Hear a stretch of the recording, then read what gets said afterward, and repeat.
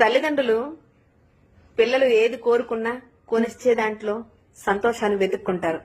కానీ తల్లిదండ్రులు కోరుకున్న స్థానాన్ని ఆ పిల్లలు తీసుకొని వస్తే గనక ఆ ఆనందం ఆ పిల్లలకి విపరీతంగా ఉంటుంది. అరే, నా తండ్రిని నా తల్లిని ఇంత ఆనందంలో చూశానా అని.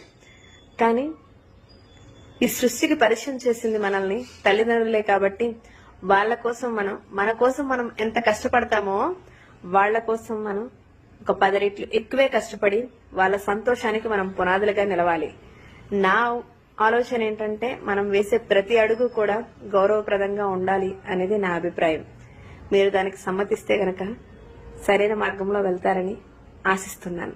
అమ్మాయిలు కానీ అబ్బాయిలు కానీ సంతోషంగా ఉండండి. విజయాన్ని ఇప్పుడు చేతులారా దాచుకుంటూ ఉంచుకుంటూ కాపాడుకుంటూ ఉండండి. Wish you good luck.